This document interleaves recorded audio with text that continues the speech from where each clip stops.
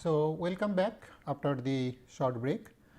So, we are talking about the common mode stimulus, and let us see what happens to the circuit when we stimulate the circuit with identical signal at the two inputs. And so, here we do have the small signal equivalent circuit, and here we like to feed the signal, small signal.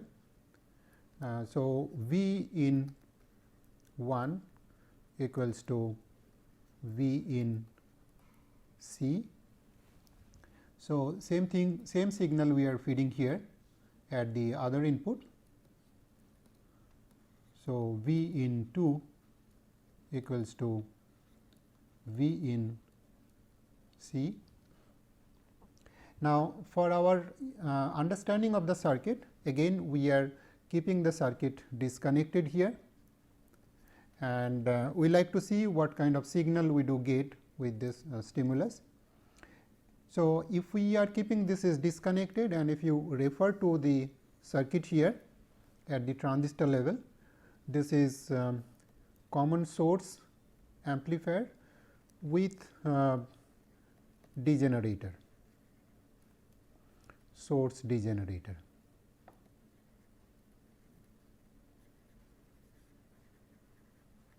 So, this is the source degenerator, and we know its consequence, namely the signal coming at its output, it will be VO2 equals to the input V in C with a minus sign here, and then GM1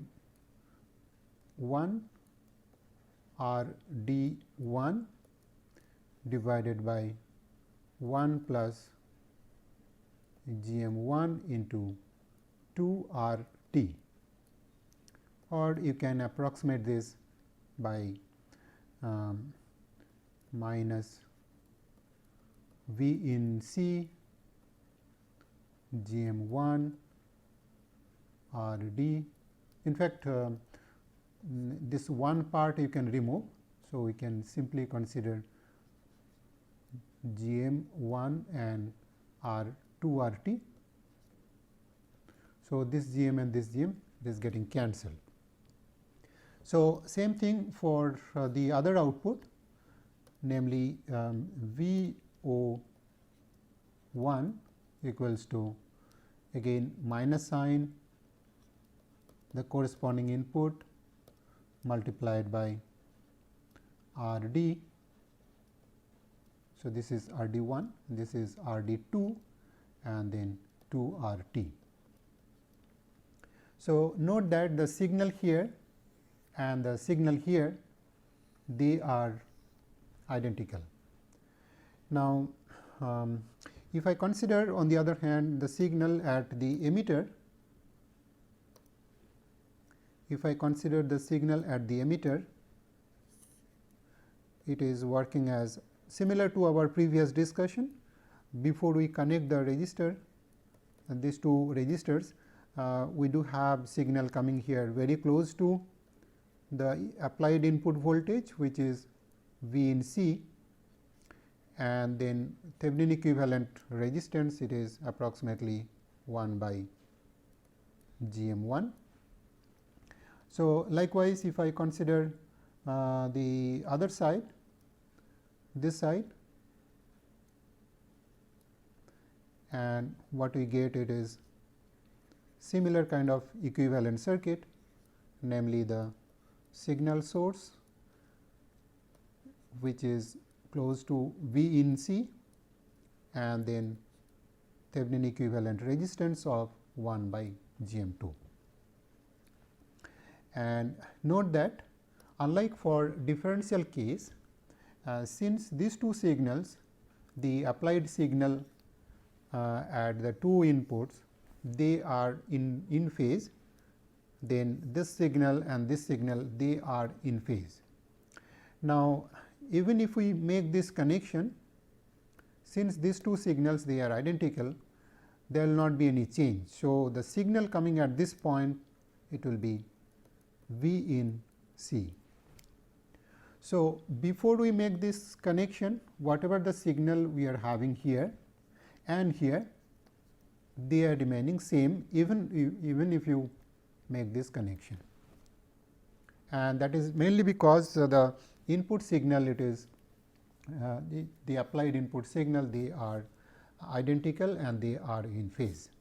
So, I should say that the common mode output, if I say, if I take average of VO 2 and this VO 1, so that gives us the common mode output VOC. So, that is VO 1 plus VO 2 by 2. So, that is remaining same as individual one, namely V in C multiplied by R D divided by 2 R T. In fact, that gives us the common mode gain AC defined as, of course, with a minus sign. You have a minus sign here. So, AC is which is defined as VOC divided by V in C equals to minus R D by 2 R T. Okay. So, that is the common mode gain. In fact, similar thing you can get for the other differential amplifier realized by BJT. So, in the next slide we do have the corresponding circuit, and here again, even though we do have a small change, small difference in the circuit, namely we do have R pi and R pi here, but all practical purposes, when we stimulate the circuit with identical signal here V in C at input 1 and input 2, then the signal coming here and here, they are identical, and the signal at VO 2 equals to minus minus GM 1 into R C 1 divided by 1 plus GM 1 2 R T into V in C, and same thing we will be getting here also, namely VO 1 is equal to minus GM 2 R C 2 divided by 1 plus GM 2 R 2 R T into V in C. Now, since the signal here and here, they are in phase, even if we make this connection, the signal coming here, it will be remaining unchanged, namely this will be approximately equal to V in C, and as a result these two output, even after making this connection, they are remaining unchanged, and hence VOC, it is equal to approximately GM into RC divided by 1 plus GM into 2 RT into V in C with a minus sign. So, you may ignore this one and then you can remove this GM part. So, that will be equal to minus RC divided by 2 RT into V in C. In fact, that gives us the same expression of common mode gain equals to minus RC divided by 2 RT, right. So, in summary, we got the expression of the common mode gain and differential mode gain whenever we will be going into numerical circuit, then we will see their corresponding values. Now, so far we are talking about the small signal situation. Now, you may recall that while we are applying the signal at the input, definitely we are also applying a meaningful DC. So, now next question is that what may be the meaningful DC, quote and unquote meaningful DC, that can be analyzed by considering large signal behavior of this entire circuit. In fact, not only this voltage, but also we like to know what may be the DC voltage coming at the two outputs, and we like to see whether the two transistors really in good condition or not. So, to understand that, we need to have large signal analysis. Okay. So, before we go into the large signal analysis, of course, I need to say one more thing, that so far we are talking about small signal one at a time, namely differential part and then the common mode part.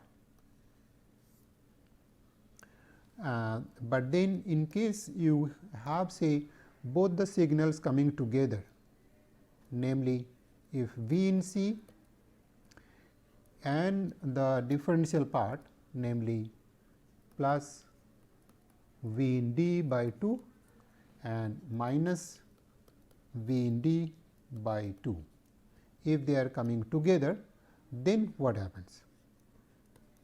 So, naturally, before we make this connection, the situation it was something, but again, instead of repeating that, I may directly get into this connection, and then we like to see what may be the condition here and here.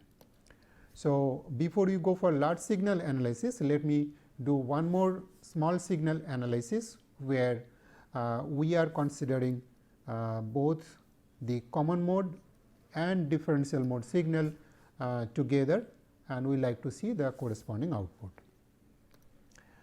So, in the next slide we do have the generalized mode of stimulus. So, as I said that at the input we like to give both differential and common mode part together, and probably we can make this connection.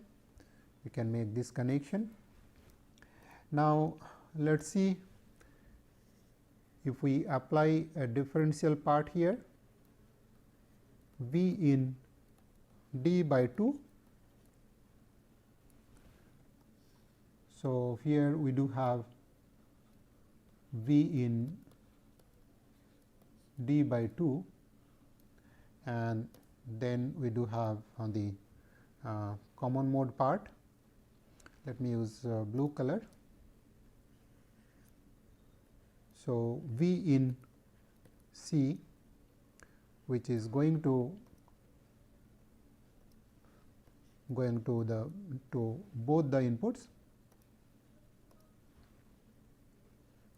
So, it is going here as well as here.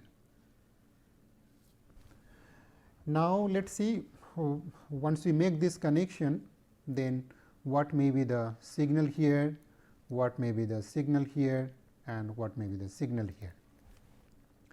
Now, due to this perfect differential, sorry, this is perfect differential, that means we do have a minus sign here. So, these two differential signal is not having any influence. In fact, for differential component, this is supposed to be ground, but then we do have the common mode component. So, the signal coming here, it is only V in C. I should say very close to V in C. It is slightly less, but it is very close to that.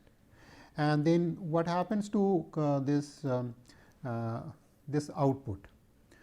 We do have the this signal, it is coming in amplified form.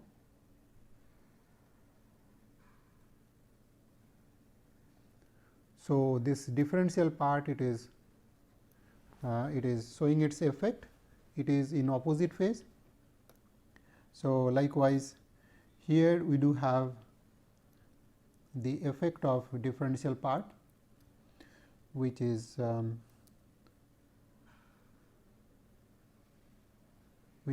phase of the differential input. Okay. And then we do have the effect of the common mode part,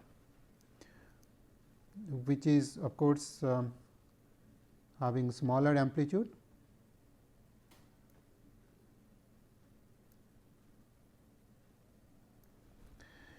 And so, here we do have the common mode input, which is again getting flipped.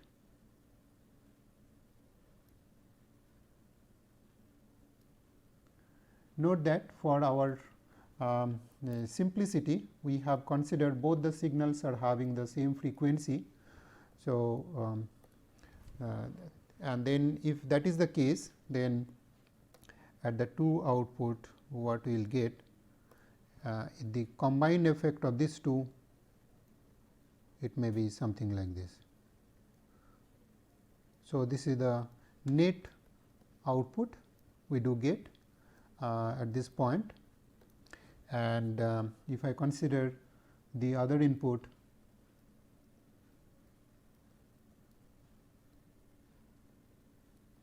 it will be having the corresponding signal like this. So, you can see that this amplitude it is slightly higher because of the common mode component is coming there, and this signal it is slightly less than the red color. So, we can say that at the output we do have both differential as well as common mode part, they are present. So, VOD, if I take the difference of these two signal, will be getting GM1 or GM I should say, GM into RC into V in D. And if I take average of these two signals, average of say this signal and this signal, then what we will be getting is only this part, because they are getting added up and the red portion it is getting cancelled out. So, we can say that VOC, if I take average of the two signal, then VOC equals to GM into RC into V in C. So, that is how the circuit it operates. Now, as a special case, if you consider that let you consider a special case where you would like to give a 0 signal here. That means, if I apply say V in C equals to V in D by 2. So, what happens? So, in this case this part, if it is V in D by 2 and then we do have minus V in D by 2. So, together that gives us a 0 signal here. On the other hand, if I am having this signal equals to V in D by 2. So, this V in D by 2 and this V in D by 2 together it gives us V in D. So, the signal at this point with respect to ground, it is V in D by 2. So, such kind of stimulus, namely if we have a signal only at one side and then other side it is say ground, it is referred as pseudo differential stimulus.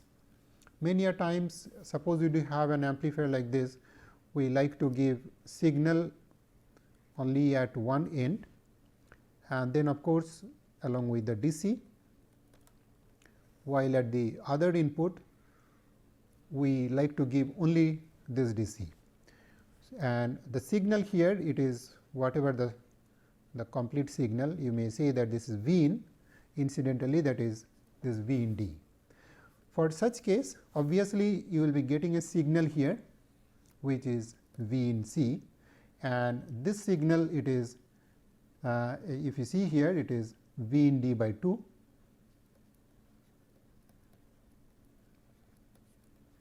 and the corresponding signal here, because the common mode gain and differential mode gain, they are quite different.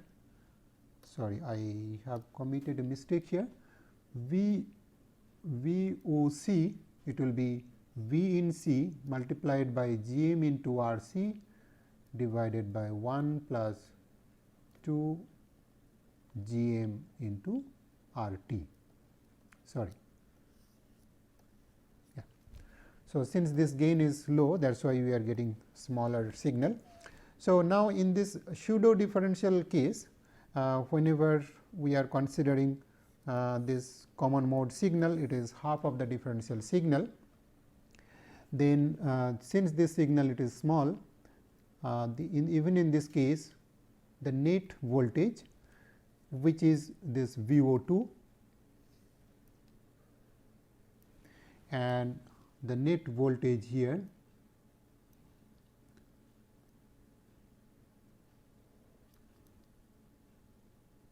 so this net voltage here, which is VO1, since this part it is very small, so we can approximate that this output and this output, they are almost like a differential. So, based on the logic, if the common mode gain, this AC, it is very small compared to this AD, then you can say that even if we stimulate the circuit in this pseudo differential form, the corresponding output, they are very close to like a differential operation, and that is why it is referred as pseudo differential mode of operation, right. And now we are in a position to go for the large signal analysis. So, in the next slide, we are going to talk about large signal analysis, and we like to see the DC operating point of the amplifier. So, again going back to the circuit here, the basic model here, where we do have the differential amplifier, which is getting stimulated by a pair of signal accompanying same amount of DC voltage. And here we do have the corresponding implementation. Now, we are going to talk about what is the role of this DC voltage and what may be the range of this DC voltage, and if we vary this DC voltage, what may be the situation at the output. Now, since this DC voltage, it is applied to both the input terminal, to understand this circuit operation, we do not require to split this circuit. In fact, we can keep the circuit like this, and at the two inputs. So, at both the inputs, we shall apply a DC voltage called V in C, and then we can observe the corresponding DC voltage here and DC voltage here. So, we can vary this voltage, and then we can see what it may happen to DC voltage here as well as here. Now, we have so we do not require this kind of split. So, we are considering this is connected, and hence our subsequent discussion, it will be with this circuit. We may not be going back to the split one. Now, coming back to what we said is that if I vary this voltage, and then if we observe the voltage at the two outputs, definitely they are also defining the condition of transistor 1 and transistor 2. And for good operation of the circuit, we want both the transistors should be in active region of operation. So, the range of this voltage, it should be such that both the transistors should be in active region of operation. Now, we also have said that to make ACD and ADC to 0, we say that Q1 and Q2 are identical and RC1 equals to RC2, right. And since they are identical, probably we can consider the entire circuit together, and in fact, since these two are identical and these two are identical, we can say that voltage here and voltage here, they will be same. So, we can simply consider it is a folded circuit, where Q1 and Q2 we can overlap together, and then we do have RT here. So, likewise we do have RC1 and RC2, they are coming in parallel, and here you do have Q1 and Q2, they are coming in parallel, and the voltage you are applying here, it is this V in C, input common mode voltage. Now, if you analyze this circuit, of course, depending on this voltage, we will be getting a voltage here, and then that will define this current, and that current it is flowing here. So, we do have a DC supply voltage VCC. So, we can make a drop of this voltage, and that gives us the corresponding collector voltage. In fact, if you go step by step to that, for a given V in C, so what is the emitter voltage? So, emitter voltage at this node or in this you say merged circuit, the emitter voltage equals to V in C minus VBE on. So, it may be around 0.6 or 0.3 depending on the transistor's material. So, that gives us the voltage here, and hence the current flowing through this RT equals to V in C minus VBE on divided by RT. In fact, this current, it is flowing through both Q1 and Q2. So, here also you can say this is I R T, which is summation of the two emitter currents, and if I say that both of the transistors are identical, so we can say that half of this current is emitter current, and practically they are defining the corresponding collector current. So, the voltage at the two output nodes, if I say that VO DC equals to VCC minus RC, RC1 or RC2, both are same, this multiplied by IRT by 2. So, that gives us the corresponding collector voltage, and we do have the emitter voltage. So, now we have to apply a meaningful voltage here, so that both the transistors should be in active region of operation. Not only they should be in active region of operation, it should be having sufficient, the voltage here should be having sufficient room for the signal, so that we can have good amount of signal amplitude, it should be able to accommodate.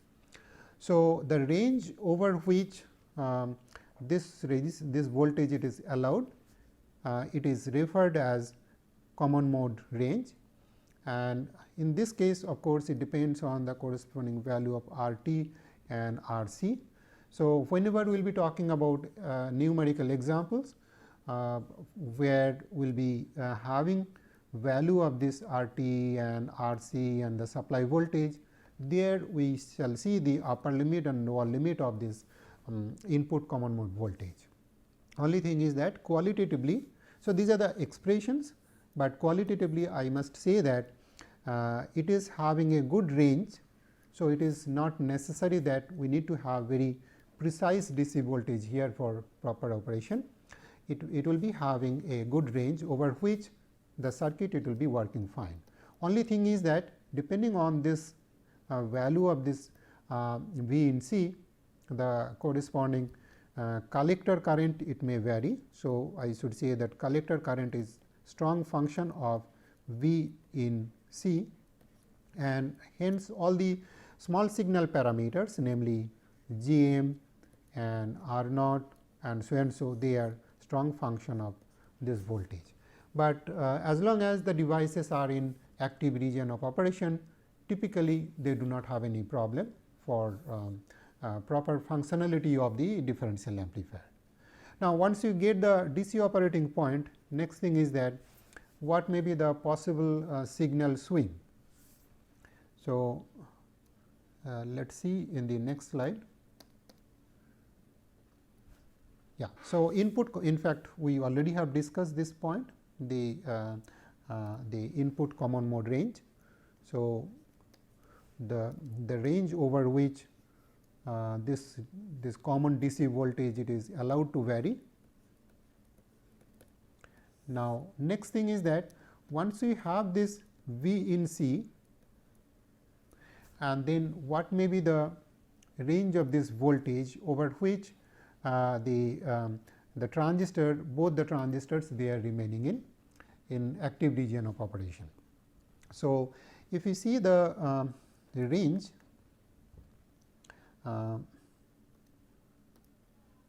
pictorially, suppose we do have the total voltage range. So, this is VCC and this is ground, and suppose this input common mode voltage it should be higher than 0.6 or VB1. So, that at least we will be getting a meaningful voltage here. So, V in C it should be higher than say 0.6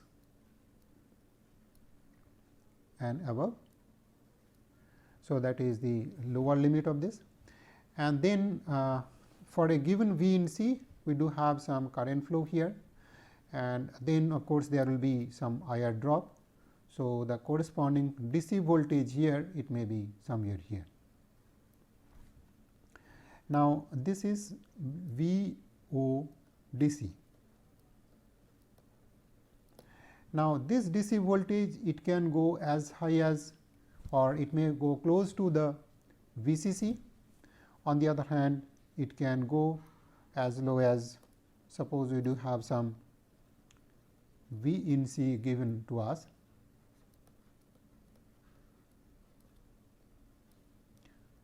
So, V in C we are expecting this should be higher than this lower limit.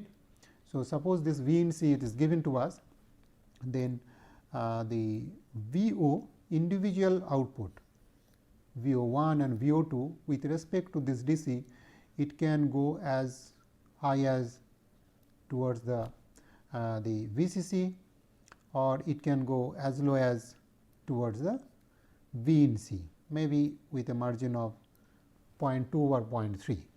So, whatever the range we are talking here, this side and this side, so that is referred as the possible signal swing. Now, for a given input DC voltage, we want this DC voltage should be towards the middle of it. So, that the positive swing of the output signal and negative swing of the output signal they should be equal. So, that gives us the maximum possible not only maximum possible peak to peak voltage, but also that will be helping us to get the maximum amplitude of the sinusoidal signal, right. So, again as I said that whenever we will be going through some numerical examples, we shall explain little detail of how to pick the right value of the resistances and this resistor. So, similar to BJT for MOSFET circuit also we do have similar kind of situation, namely the DC operating point, it is a strong function of the input common mode voltage.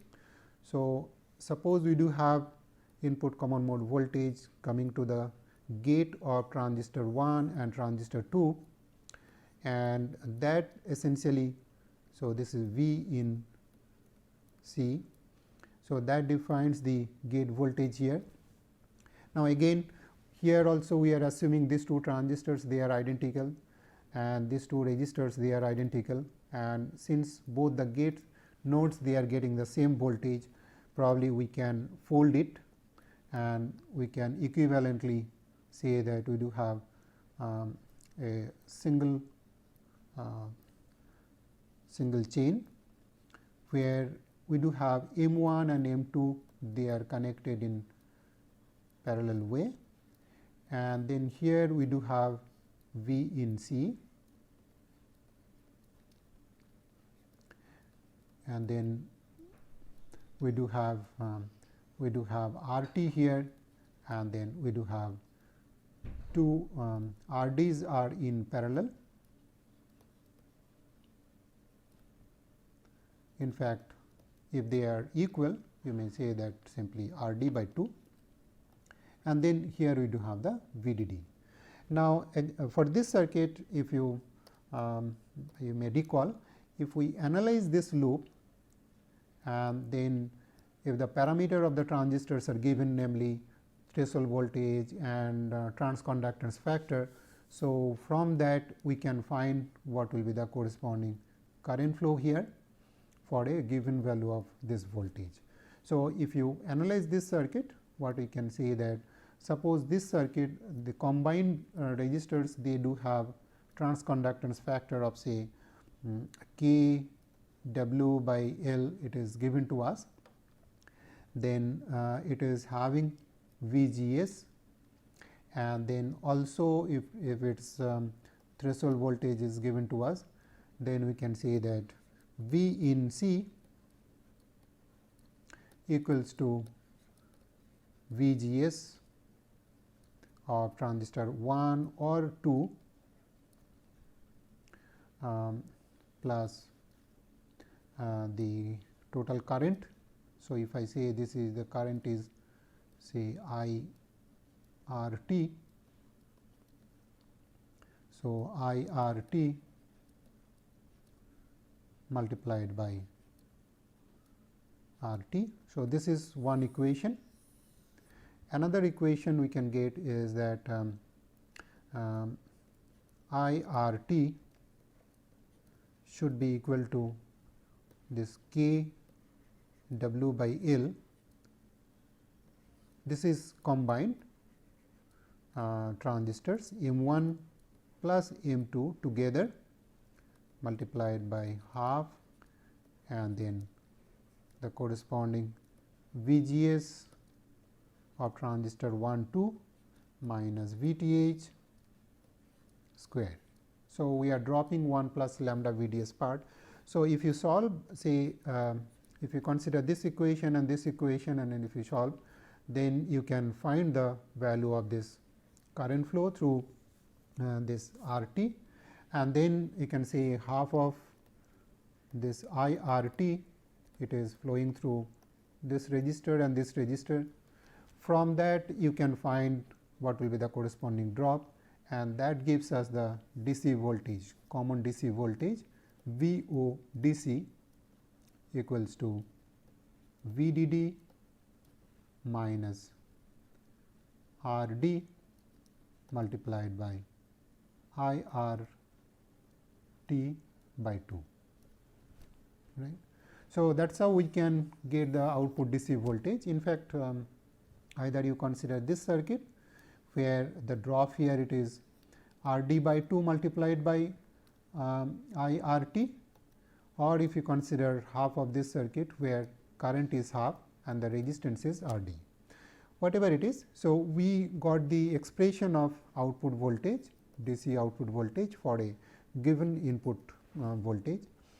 Now, again this voltage it may be having a range, and this voltage definitely it should be higher than threshold voltage of the transistor, so that we can get a positive voltage, and hence it will be having some current flow here, and that current flow, it will be flowing through this resistor, keeping these two devices in active condition, and preferably the drain voltage and gate voltage should be such that both the transistors should be in saturation region.